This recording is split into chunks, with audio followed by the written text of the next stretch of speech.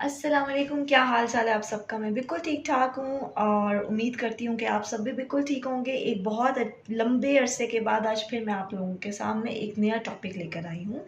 तो आज का जो टॉपिक है वो आप यूँ समझ लें कि हर घर की मदर का एक यही इशू है। जिस घर में एक बच्चा या एक मदर हैं तो उस घर का समझ लें कि सबसे बड़ा प्रॉब्लम यही है कि हमारे बच्चे खाना नहीं खाते। आप यकीन कर लें कि ये सिर्फ आपके घर का मसला नहीं है, ये हर घर का मसला है। हर मुल्क, हर घर, हर शहर के हर कोने की मदर का यही मसला हुआ कि हमारे बच्चे खाना नहीं खाते। ख़ास तौर पे वो बच्चे जो 10 साल से कम उम्र के बच्चे हों, क्योंकि आपको पता है कि 10 साल से जब बड़े हो जाते हैं बच्चे तो अमूमी तौर पर बच्चों की रूटीन्स, उनकी हैबिट्स वो चेंज हो जाती हैं। उनकी प्रेफरेंस ऑफ फूड जो है वो भी चेंज हो जाता है। तो इस चीज़ के लिए बिल्कुल मत घबराएं। अगर मैं आपको अपनी एग्जांपल देती हूँ, जब मैं छोटी थी तो मैं भी कुछ नहीं खाती पीती थी, मैं बहुत वीक होती थी। मेरी अम्मी जब किसी डॉक्टर के पास मुझे लेके जाती होती थी तो डॉक्टर जी ये कहते थे कि ज़िंदा है ना। ज़िंदा है वो इस वजह से क्योंकि वो अपनी सारी रिक्वायरमेंट्स पूरी कर रही है, अपने खाने पीने की सारी कमी पूरी कर रही है। अगर ज़िंदा है तो परेशानी की कोई बात नहीं है। तो आप भी इस चीज़ को ज़्यादा ना परेशान हुआ करें अगर बच्चे आपका खाना नहीं खाते हैं। कई दफ़ा बहुत से रीज़न्स होते हैं जिनकी वजह से बच्चों में वो कुव्वत नहीं पैदा होती या वो उनको इतना शौक़ नहीं पैदा होता खाना खाने का। कुछ रीज़न्स हैं जिनको हमें बहुत ध्यान से मद्देनज़र रखना चाहिए। ये रीज़न्स बहुत कॉमन रीज़न्स हैं, इनमें कुछ भी डिफरेंट या कुछ भी नया नहीं है। लेकिन कई दफ़ा ऐसा होता है कि हमें वो सब कुछ पता होता है, मगर अगर कोई बाहर का बंदा आपको कुछ बताता है तो आपको ज़्यादा अच्छी समझ आ जाती है। तो समझ लें कि आज आप लोग अपनी आधी से ज़्यादा परेशानी को दूर कर देंगे। और ये रीज़न्स दोबारा मैं बता रही हूँ कि बहुत सी मदर्स के प्रॉब्लम्स हैं, यही प्रॉब्लम है। और ये रीज़न्स भी उन्हीं के पैदा किए हुए रीज़न्स हैं। तो हमें तो रूट कॉज़ देखनी होती है और फिर हमने बाद में उसका सलूशन निकालना होता है। तो सबसे पहला जो रीज़न है वो ये है कि lack of appetite. Lack of appetite का क्या मतलब है कि आपके बच्चे को भूख नहीं लगी है और आप उसको ज़ोर ज़बरदस्ती से खाना खिला रहे हैं। कई दफ़ा ऐसा होता है कि मैं एक एग्ज़ाम्पल लेती हूँ कि हमने बच्चे को दोपहर का खाना देना है 1 बजे।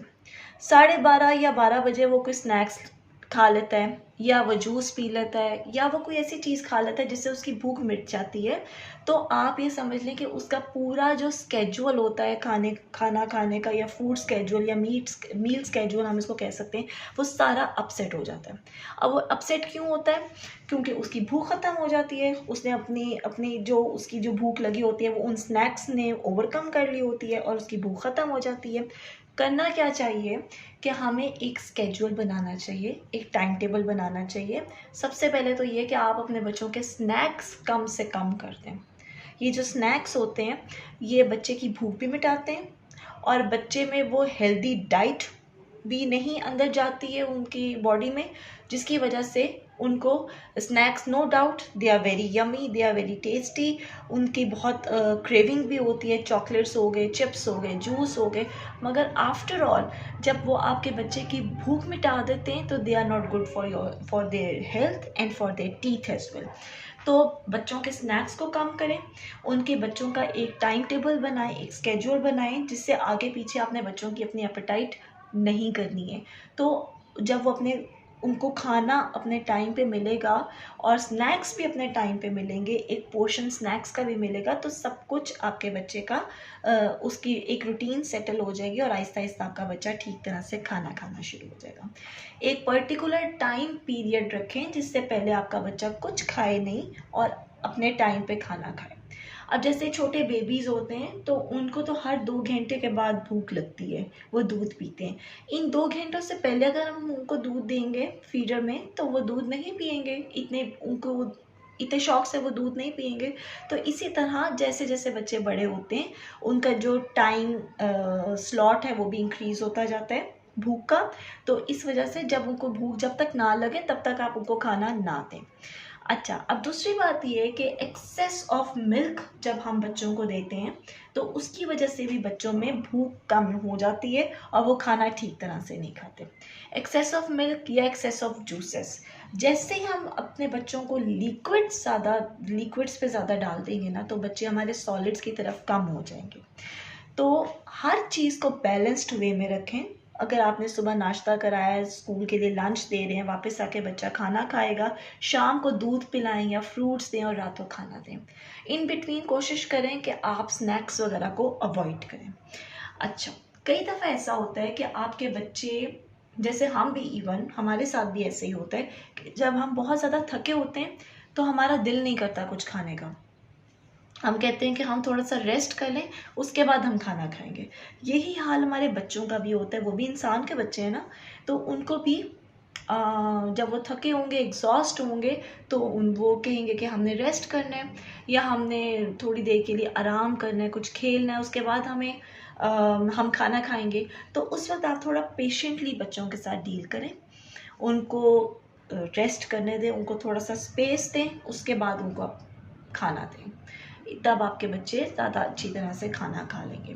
بچوں کو پریشرائز نہ کریں، نہ بچوں کو برائب کریں، نہ بچوں کو پریشرائز کریں، نہ بچوں کو پنش کریں، نہ بچوں کو تھریٹن کریں. وہ جتنا کیپیبل ہوں گے کھانے کے وہ اتنا کھائیں گے ایٹ اینی کاسٹ. بچوں کا پیٹ ہوتا ہے اتنا سا، ٹمی ہوتی ہے اتنی سی، ٹھیک ہے؟ تو اسی میں آپ کے بچے کا کھانا جانا ہوتا ہے، اسٹور ہونا ہوتا ہے. ہم بچے سے ایکسپیکٹ کریں کہ وہ بچہ اتنا کھائے جتنا ہم کھاتے ہیں، تو یہ ہم بے وقوفی کرتے ہیں، یہ ہم غلطی پہ ہیں.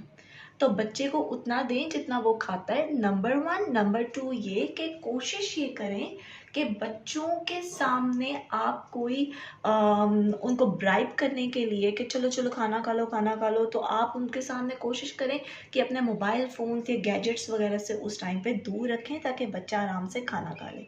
ہم نے کیا کیا ہوتا ہے کہ ہم بچے کو ڈسٹریکٹ کرتے ہیں کھانا کھانے سے، بچے کو ان کا گیجٹ پرووائڈ کر دیتے ہیں، بچہ اتنی دیر میں وہ بزی ہو جاتا ہے اپنی مووی میں یا اپنی گیمز میں، اور ہم ساتھ ساتھ اس کو کھانا کھلاتے جاتے ہیں، وچ از obviously wrong. بچے کو کئی دفعہ اپنے ٹیسٹ کا ہی نہیں پتہ چلتا کہ ہم کھا کیا رہے ہیں، اتنا بچہ بزی ہو چکا ہوتا ہے موبائلز میں یا گیمز میں.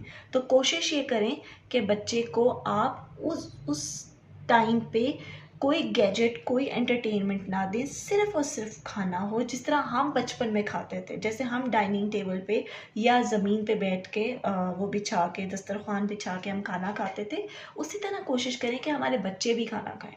مجھے پتہ ہے یہ بہت مشکل ہے، یہ پریکٹیکل کرنا بہت مشکل ہے، لیکن ہم کوشش تو ایٹ لیسٹ کر سکتے ہیں نا.